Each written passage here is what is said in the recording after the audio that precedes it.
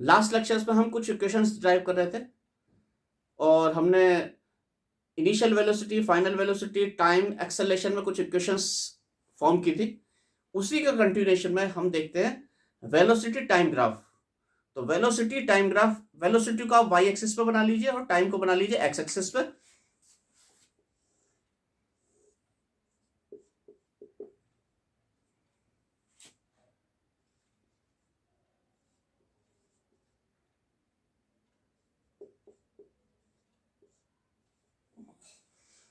X axis पे time हो गया, वेलोसिटी हो गई।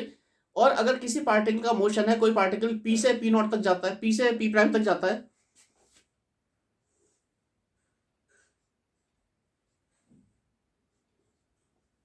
सपोज कोई पार्टिकल पी से पी प्राइम तक जाता है और इसकी यहां पर पी पे वेलोसिटी थी वी नॉट और पी प्राइम पे इसकी वेलोसिटी हो गई सपोज वी। वी नॉट से वी इसकी स्पीड या वेलोसिटी बढ़ गई और यहां पर टाइम 0 था और यहां पे सपोज टाइम टी हो गया। तो टी टाइम में इसकी स्पीड वी नॉट से और क्या हो गई, या वी हो गई। इस वेलोसिटी एक्सिस पे जब परपेंडिकुलर डालेंगे तो उसके रेस्पेक्टिव वेलोसिटी आ जाएगी, वेलोसिटी एक्सिस पे परपेंडिकुलर डालने पर। तो एरिया अंडर अगर कर्व निकाले, बेसिक कर्व कौन सी हमारी, हमारे ग्राफ कौन सा है, ये वाला है, ये है हमारी basic curve. Area under curve निकाल के देखते हैं क्या आता है। एरिया अंडर कर्व है ये वाला सारा,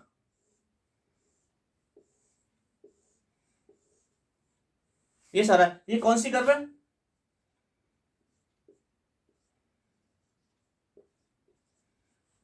वी टी कर्व, यानी कि वी और टी में हमने ग्राफ प्लॉट किया है। तो इस एरिया को अगर आपको निकालना है तो इस एरिया को निकालने के लिए दो पार्ट में से डिवाइड कर लीजिए कर्व को।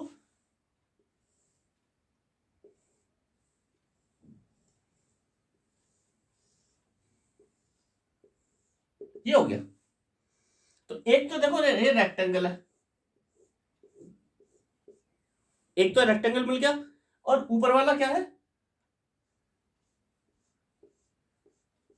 ये ट्राइंगल मिल गया। तो अगर हम रेक्टेंगल और ट्राइंगल का एरिया निकाल के ऐड कर दें तो आपको एरिया अंडर द कर्व आ जाएगा, वी टी कर्व। तो निकाल के देखते हैं area under we T curve क्या आता है।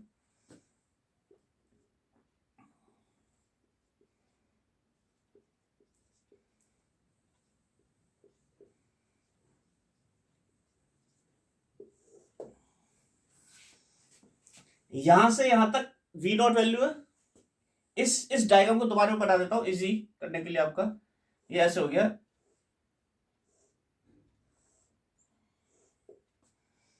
ये वैल्यू वी नॉट है,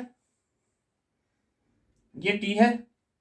नेचुरली ये यहां से यहां तक वी नॉट होगी, यहां से यहां तक वी नॉट होगी, ये यहां से यहां तक टी है, ये एक ही पॉइंट में मिल रहा है इनफैक्ट। ये वी नॉट है, ये भी टी हो गया। और ये जो ये है ये v माइनस वी नॉट है, ऊपर वाला हिस्सा यहां से और यहां तक, क्योंकि 0 से यहां तक वैल्यू v है, ये v वैल्यू है और ये वी नॉट है। तो remaining part v minus v naught, ये वाला v माइनस वी नॉट हो गया। So area of triangle is half into base into height. So area of triangle is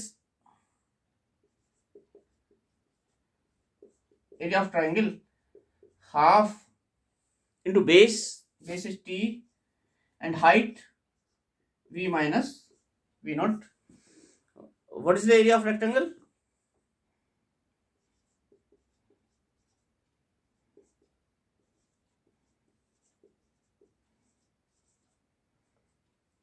v naught t, v naught t. So total area under the curve क्या हो गया, इन दोनों का सम कर दीजिए।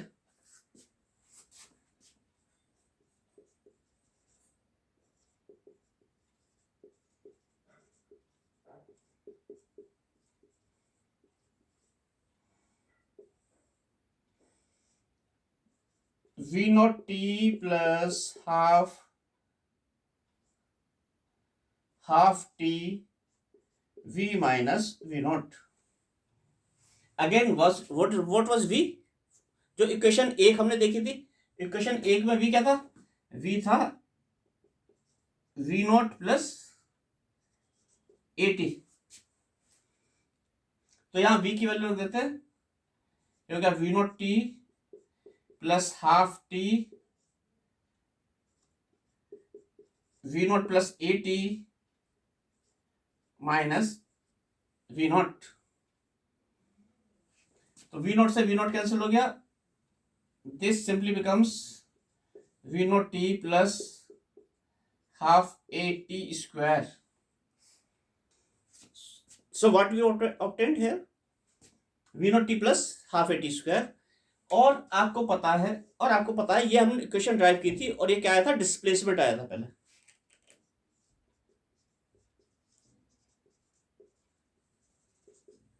ये डिस्प्लेसमेंट आया था जिसे हमने x कह दिया था या s कह दिया था। सो हमारा डिस्प्लेसमेंट है ये x v naught t plus half a t square. ये हम क्या दिखाना चाह रहे हैं, हम ये दिखाना चाह रहे हैं कि अगर v और t के बीच में ग्राफ प्लॉट किया जाए, v और t के बीच में कर्व प्लॉट किया जाए, ग्राफ प्लॉट किया जाए, तो area under the curve gives you the displacement, विस्थापन देता है। So displacement is area under the v curve. तो अब अभी तक हमने 3 इक्वेशन ड्राइव किया आपके सामने, कौन कौन सी। पहली इक्वेशन थी v equal to v naught plus a t. दूसरी इक्वेशन थी x equals v naught t plus half a t square. And what was the third, third was v square is equal to v naught square plus twice a x. Symbols आपको पता है यहां पे क्या थे, final velocity, initial velocity, acceleration time, displacement और displacement. अगर हमारा यहां पे लेकिन कंडीशन थी कि हमारा टाइम टेकन क्या था, जैसे हमारी फर्स्ट पोजीशन से सेकंड पोजीशन तक अगर कोई चीज फर्स्ट पोजीशन से अगर सेकंड पोजीशन तक कोई चीज आती है तो इसमें टाइम टेकन वाज टी, यहां से यहां तक टाइम टी था। यानी इनिशियल टाइम हमने 0 माना था, यहां t इज इक्वल टू 0 माना था, यहां t is equal to t माना था। अगर यहां पर initial time t is equal to t naught होता, टी नॉट से रिप्रेजेंट करते हैं और फाइनल टाइम t से रिप्रेजेंट करते हैं, इनिशियल टाइम टी नॉट और फाइनल टाइम t ऐसे रिप्रेजेंट करते हैं, तब यहां पर टाइम का डिफरेंस आता, t minus t not total time लगता, और यहां पे सब जगह जहां टी है वहां पे t माइनस टी नॉट हो जाता। यानी कि ये क्वेश्चन आती v naught plus a t minus t naught, v naught t minus t naught plus half a t minus t naught whole square. और ये सेम रहती है, ये क्वेश्चन हो जाते हैं हमारे तीनों। टी की जगह स्थान में टाइम है because time taken T minus t not हो जाता। एक बात और बताई थी हमने कि अगर इनिशियल पोजीशन पे हमने पार्टिकल का पोजीशन वेक्टर 0 मान लिया था, इनिशियल पोजीशन, तो अगर 1 से 2 तक कोई जाता है, 1 से 2 तक कोई डिस्प्लेसमेंट होता है, यहां पर उसका डिस्प्लेसमेंट x नॉट है और यहां पर x है। If initial displacement is not 0, it is x0, then where is x, here it is x। तब x के स्थान पे क्या लेंगे, ये डिस्प्लेसमेंट लेंगे। मैं यानी कि आप इस पॉइंट से कहीं से आ रहे थे, वैसे बेसिकली यहां से आ रहे थे, आपका ओरिजिन ये था, और इस ओरिजिन से यहां तक x नॉट चल गए, यहां तक x नॉट चल गए, और इस ओरिजिन से यहां तक आप x चल गए, तो आपका एक्चुअल डिस्प्लेसमेंट 1 to 2 क्या होगा, x माइनस एक्स नॉट। तब हर जगह डिस्प्लेसमेंट की value x minus x naught ली जाएगी। तो यहां पे क्या ली जाएगी, यहां पे x माइनस एक्स नॉट लिया जाएगा। उस केस में यहां आप लिख सकते हैं x माइनस एक्स नॉट। तो ये वाली इक्वेशन क्या हो जाएगी, ये वाली इक्वेशन हो जाएगी x equal to x naught plus v zero t minus t naught plus half a t minus t naught whole square, यह वाली इक्वेशन हो जाएगी। और ये वाली क्या हो जाएगी, थर्ड इक्वेशन ये हो जाएगी v square is equal to v naught square plus twice a x minus x naught. So these three equations, which three is equation? Equation number 1, equation number 2 and equation number 3. This is 3, third, second and first. These are known as kinematic equations.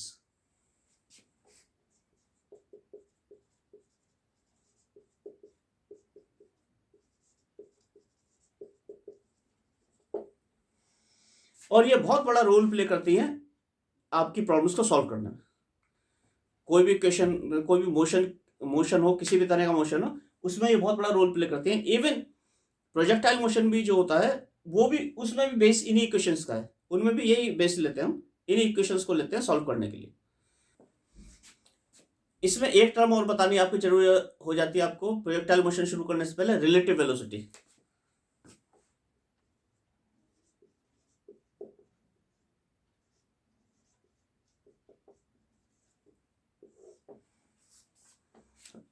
Suppose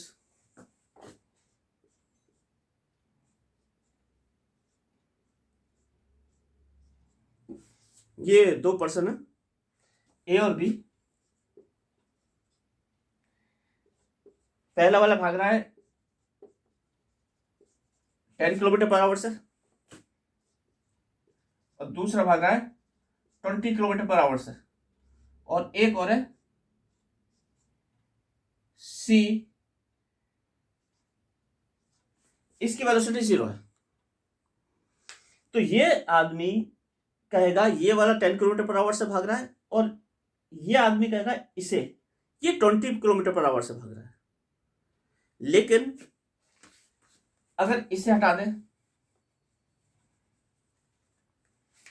और हम इससे पूछें कि ये किस speed से भाग रहा है, बी, ए से पूछें, तो ए क्या देखेगा, ए देखेगा कि बी जो है 10 किलोमीटर पर आवर से तो भाग ही रहा है, ये 20 माइनस 10 से भाग रहा है।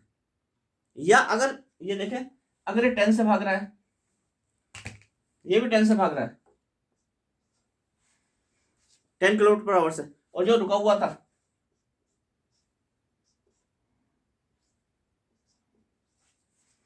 ये रुका वाला आदमी दोनों की स्पीड को 10 किलोमीटर पर आवर से बताएगा। लेकिन ये दोनों आपस में एक दूसरे के साथ साथ भागते रहेंगे हमेशा, इनकी रिलेटिव पोजीशन क्या होगी, एक जैसी होगी। अगर ये एक पर्टिकुलर गैप पे होंगे तो उतना ही गैप बना रहेगा क्योंकि सेम स्पीड से भाग रहे हैं। अगर ये बिल्कुल साथ साथ भागेंगे तो साथ साथ ही भागेंगे ऐसे करके लगातार। तो ये एक दूसरे के लिए कहेंगे कि ए कहेगा बी की स्पीड क्या है, 0 है, और बी कहेगा ए की स्पीड 0 है, क्योंकि वो एक दूसरे के रिलेशन में सेम पोजीशन पे है, जहां पहले थे वहीं पे, जो सेम डिस्टेंस मेंटेन कर रहे हैं। तो यही रिलेटिव वेलोसिटी होती है, इसके रेस्पेक्ट में ये और इसके रेस्पेक्ट में ये। तो जब भी हम कोई बात करते हैं फिजिक्स में तो हमेशा रिलेटिव बात करते हैं। जैसे कोई नदी बह रही है,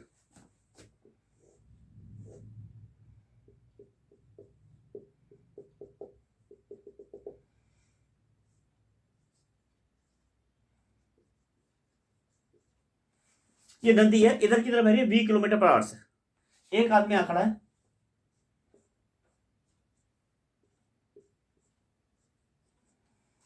एक आदमी इधर खड़ा है, एक रिवर के साइड खड़ा है, एक रिवर के साइड खड़ा है। ये आदमी कहेगा the river is flowing towards my left hand with 20 kilometre per hour, और ये आदमी ऐसे खड़ा है तो ये कहेगा river is flowing towards my right hand. दोनों रिवर की तरफ मुंह कर खड़े हैं, तो दोनों अलग अलग बताएंगे, एक लेफ्ट हैंड की तरफ बताएगा, एक राइट हैंड की तरफ बताएगा। दिस इज ऑल रिलेटिव, कि कौन क्या बताता है। तो रिलेटिव वेलोसिटी क्या होती है,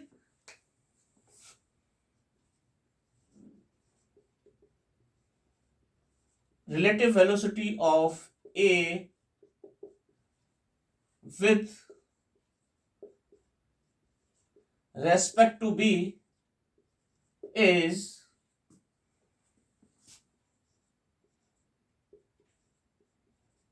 VA minus VB। Velocity of A minus velocity of B. हाँ, मैंने आपको एक बात और बताई थी, वो तीनों इक्वेशंस जो थी, v equals v naught plus a t और x equals v naught t plus half a t square and v square is v naught square plus twice a x. इन तीनों में आप वेक्टर साइन यूज करेंगे, ध्यान रखिएगा।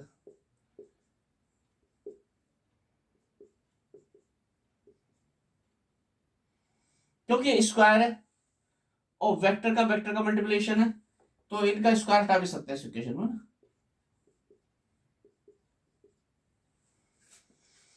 इस तरह से यूज करेंगे। इनके वेक्टर के बिना ये कब यूज होंगे, जब well all the quantities are in the same direction, या इनके कंपोनेंट ले लेंगे।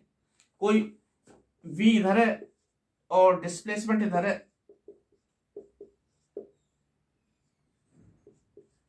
मान लीजिए डिस्प्लेसमेंट इस डायरेक्शन में, v इस डायरेक्शन में, और आपको इक्वेशन लगानी है, तो आप इस v का कंपोनेंट ले लो। अगर थीटा है तो v cos थीटा यूज करेंगे इस इक्वेशन।